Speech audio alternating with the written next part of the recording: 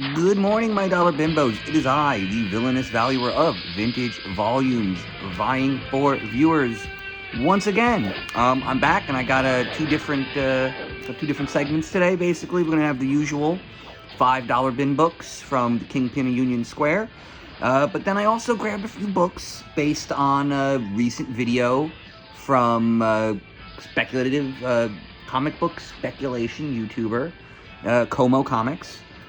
You can see where I got caught by a Sharpie. I was labeling things earlier. And so Como is the only comic spec YouTuber that I think is actually talking about books people should buy. The way Comic Tom talks is he likes to imply that a book should be bought because it's selling for a higher amount than it used to be, but that's actually a sell signal. You sell when things go up and you buy when things are cheap. So you have Como, who does these really great, they're like top 10 lists like everyone else does, but his are gated by value. So he'll talk about what he thinks are the best books below $100, which is good, right? Like, $100 speculative purchase. It's not that hard for a $100 book to become a $300 book. Then he'll do some that are $50, and it's real easy for a $50 book to become a $100 book. But my favorite videos of his are the top 10 for $20 or less. These are books that, one, you're actually pretty likely to find in like a dollar bin. You will find these in a bin just because they're not that popular. So whatever, I'll talk about this a little later. We're gonna go to the dollar books first before we dive into my speculative rambling. So I think I've talked about the fact that I grew up as a Marvel kid, just fully within the hype bubble. This was the Chromium era. This was the last comic book boom and bust cycle. It was the early 90s. Basically, I like to think of it as, like, in terms of the X-Men, the bubble starts with Jim Lee, the 1991 X-Men, #1, adjectiveless X-Men, and the bubble essentially bursts with Onslaught, which actually will bring us to the Como video, which is fun. So by Onslaught, everyone's local comic book shop had closed down. I was in a small town, a suburb of New York City, and I want to say we had like 4 or 5 different shops within just our city limits. And if you got it wider, if you went into our county, there were probably 30 shops within my driving distance when I was a kid during this bubble. By the end of it, there was one. And so we've kind of gone through this. And so I'm trying to recapture and check out the books before that. And before 1991 and Jim Lee's adjectiveless X-Men, you had X Factor and Excalibur. I want to say these are both like late 80s or mid 80s series. And so much of the X-Men as I knew them came out of this era. And so I think I've talked about this before, just trying to go back and put together an X Factor run and a New Mutants run and an Excalibur run to just see what the other X books were doing before I was reading really, let's just say it, the 90s books I was buying just weren't very good. They really weren't. Which brings us to the next book. This is just this cool gimmick cover, and I thought it was a nice gimmick cover, and I thought it was, worth gimmick covers are what the dollar bin is for. This is exactly what a dollar bin purchase should be. It can be very shallow. I'm probably never going to read this. There's no way there's a coherent story in this. Best case scenario is it's a series of horror cliches. Worst case scenario, it's a bunch of disjointed scenes that have no real thematic or character-based connection. So, whatever. But I love the simplicity of the cover. I think I may have even pulled this from Howie's Bins earlier and talked about this before, but it looks cool, and it also looks very simple. There's 2 colors on it. You've got the red really pops. It really does give it this sort of hellish kind of look. I just think it's a very good novelty cover. This one I just grabbed because I've been putting together, I've been reading more Captain America. and putting together a run, and I think this is sort of near that run, so I figured I'd give it a shot. This one I grabbed just because there seems to be more weird heat around Nomad. Although, like, it's all muddled, right? People, I guess the implication is that if Chris Evans comes back, because Sam Wilson, man, I wish I remembered names better. But because, you know, Sam Wilson is now sitting in the role of Captain America, if Chris Evans does want to come back to the MCU, maybe they could throw him as Nomad. So, whatever. So, and this one I actually gave a little read. It's very weird. It is that, I think I mentioned the word disjointed scenes that don't really connect, and this kind of feels like that. So, it's a very tropey, very standard, algorithmic kind of procedural, where they're sort of trying to set up Nomad as sort of a, Kung Fu, The Legend Continues, right? Where it's just this guy and his son traveling the country righting wrongs, you know, and so there's some fun stuff about this. This came out in 1992, as you can see, Bucky, Seattle, 92. And even back then, the clerk was he wanders into a store, and of course, it's being robbed. It just turns out that 95% of all bodegas are being robbed in the Marvel Universe, which is great. So it's very weird, like, right? If any time Captain America buys a sandwich, there will be a robbery happening around him. Maybe superheroes should just stop going into stores. Maybe it's their fault. Whatever. Okay, I'm rambling. But the idea being, you know, he tries to intervene, and then of course he has to deal with the fact that the clerk is also firing off shots. And so, yeah, so he says the clerk was carrying too. Gotta love this country. Now, I think it's fun that around this time, Isaac Perlmutter was taking over Marvel Comics, and he worked for the Remington family. So he literally was working for a family of generational arms traffickers, buys up a bunch of comic book companies that are printing books for children, and then made them all about guns. So, and then he became Trump's biggest donor. And he's now trying to destroy Disney. Although they said he recently liquidated his shares, but I don't even know what that means. Who did he sell his stake to? Like, I don't know, it feels like an incomplete thing to say Isaac Perlmutter's stake was sold. Who was it sold to? Was it sold to somebody who likes Isaac Perlmutter and agrees with him? If he sold it to Peter Thiel, then I don't think there was any benefit, you know. What else was going on in here? Oh, yeah, this was another fun, a very Trumpian kind of quote. Nomad reflects that this has become a country where crime does pay. You know, very, very heavy-handed. And then the last fun part was somewhere... Oh, here it is. In the bullpen bulletin, in the future, Marvel Comics Company will grow so large that it will crush all other companies under its heel like a 50-foot reptile. Then it will go on a rampage, destroying everything in its path. So yeah, but I get the joke, but they kind of did that.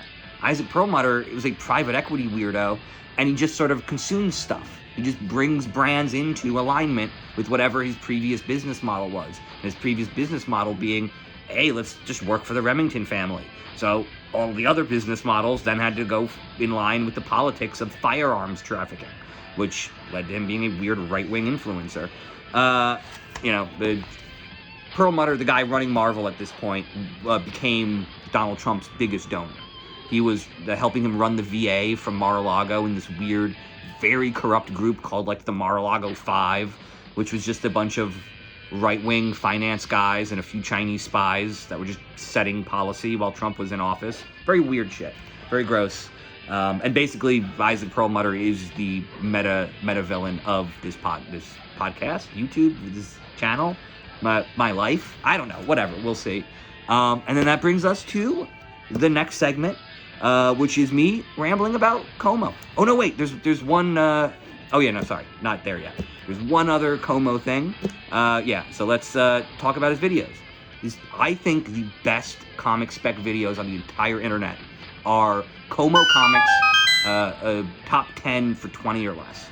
Those literally have books that you can run out right now, buy at fair market value, and have a decent confidence that within 5 or 10 years, they will be worth 2 to 3 times as much. Like I said, it's not that much money because we're talking about $5 or $10 books for the most part, but you can also do it a lot because they're so cheap. It is very easy to buy 5 or 10 copies of these books, and then you do actually have a sizable position on that issue. So, off the bat, one of them on the list. Okay, so I'm just gonna say this. The number one on his list, this was Onslaught, was the first appearance of Onslaught that I am literally crediting with the destruction of small businesses all over the country. That Onslaught represented the point at which, like the bottom of the crash, where, by the way, it stayed there for a while.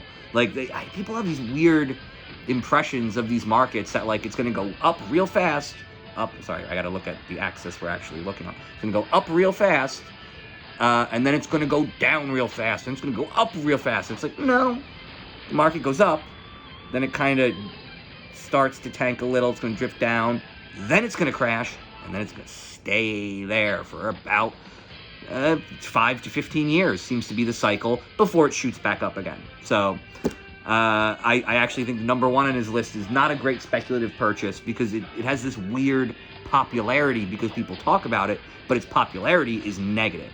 So I don't think the Onslaught number one issue is the number one on the list is a good one, but I think generally watching his videos gives you a list of books you can just go out and buy. And so one of them that I liked was the Cape number one, which was just this weird standalone story by Joe Hill. It was an adaptation of something he had written earlier.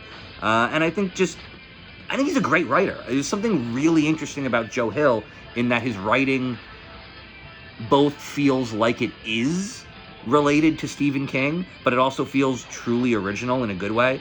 Like, I think Stephen King wrote genre films in ways that weren't genre-facing. Like, he wrote movies about horror that didn't have... they weren't, like, heavy-handed with the horror tropes, so they were, like, more... One second, let me juice up. So basically, he made horror more approachable, and he was writing these very specific genre stories, but doing it for a much wider audience, which I think is a good thing. I feel like there's something, when I read Lock and Key, I was like, oh man, this is way more horror. It's like denser than Stephen King would do, but it also had this kind of this natural flow that Stephen King really does make it seem like characters are moving through a story in an organic fashion. And so I thought Joe Hill just came right out of the gate as like a fully formed writer. And then when you read the interviews where his dad, they would just have him write. Like, they wanted to be writers, and one of the things they would say is just write. They would write solutions to problems, and like literally typing out solutions is what him and his family would do. And so I just imagine they're all brilliant. I would love to read their text messages. It just must be a ton of great puns. One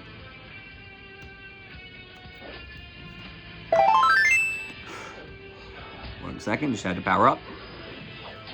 Okay, so that's the Cape. I literally just think it's a cheap book. It is a very low dollar value way to just buy a little bit of Joe Hill. So it's literally me investing in a writer.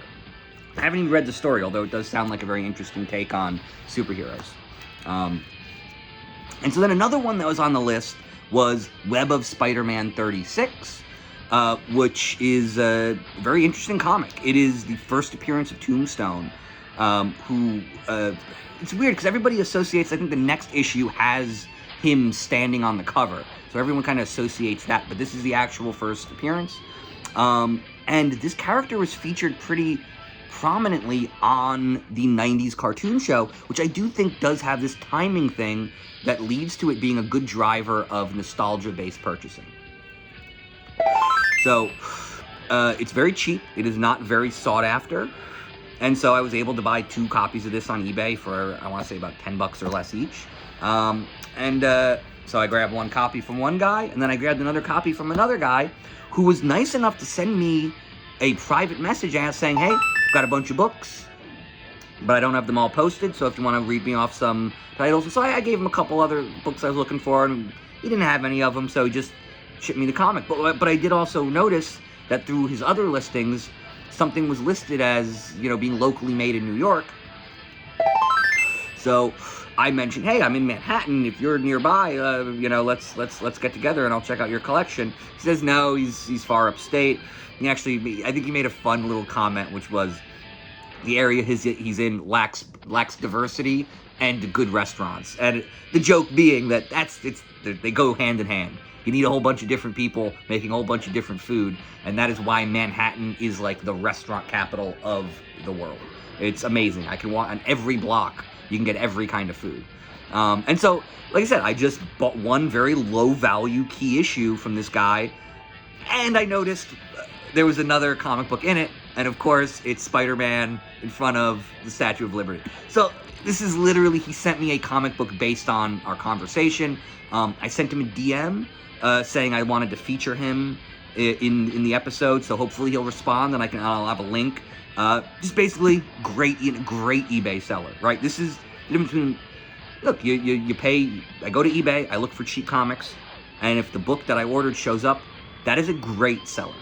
This is truly above and beyond, giving me the extra comic, but also basing it on our brief conversation.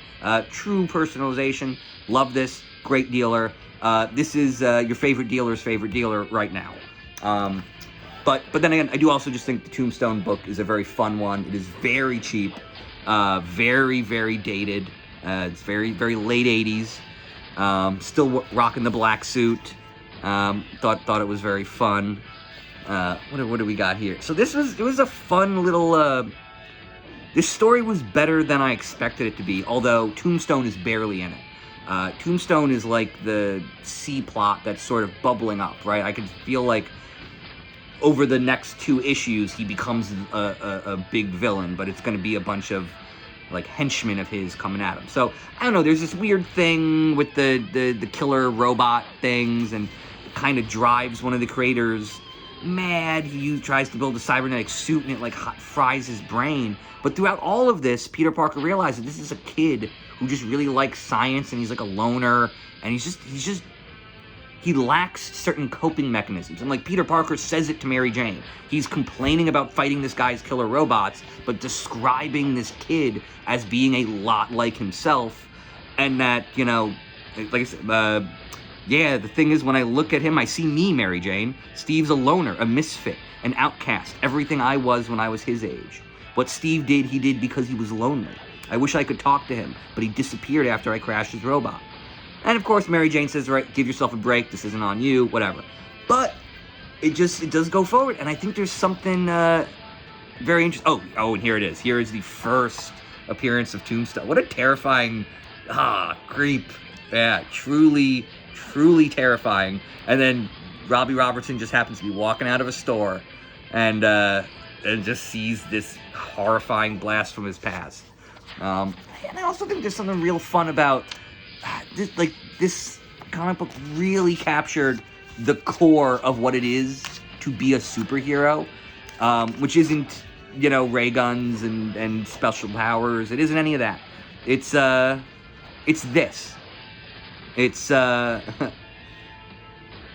so part of this plot was that he got kind of paranoid and thought his friends were out to get him, and so he kind of did some shit to attack his friends. And then at the end of the day, they short-circuit the devices that are driving him crazy, and the cops come, and he's just done a bunch of villain shit, and the 2 friends that he kind of attacked are there with him, and the 2 friends are standing between him and the police saying, hey, he lost his powers, he didn't know what he was doing, and so he's there as this loner outcast, sure that this is just the most lonely he'll ever be. He's about to be arrested, everybody hates him because he did all this villain stuff. And his friend says, no, hey guys, stop, this is my friend. And he takes his moment to realize, like, yeah, you know, even after all that, these guys are still his friend, they still believe and they still care about him, and everyone is still there for him. And so it is kind of it really is a happy ending. This story is kind of about, it's interesting because it starts the Robbie Robertson Tombstone narrative, which is about how a confused kid ends up going down the path of a life of crime in a way that he can never pull back from. Tombstone is a villain's villain and will never be anything else. But we see this kid kind of go in the opposite direction. We see him not have to go down that path because at that moment when he was going to feel the most alone, 2 of his friends stood up and said, hey, we love this kid, he's our guy, and that's that. And so I thought it was a really I said, I'm always surprised by the amount of story they can get into just a few pages, right? It's really, I mean, these are pamphlets. You can read one in 12 minutes. That's the amount of time I always attribute to a single floppy. It's about 12 minutes. Really, I would say it's 8 to 15 minutes. You know, there are some Walking Dead issues that, like, I clearly think, you know, like wordless ones where you're just, like, going through and watching it and it really feels like action. And I think I can get through those in, like, 5 minutes. But generally, I say a comic is a 12-minute story, and there's a whole lot they can do. So, check out ComoComics. His channel is pretty great. And I actually think buying anything that you see in his $20 or less videos, except the first appearance of Onslaught, anything other than that is almost a sure thing. So there you go. Good night and good books.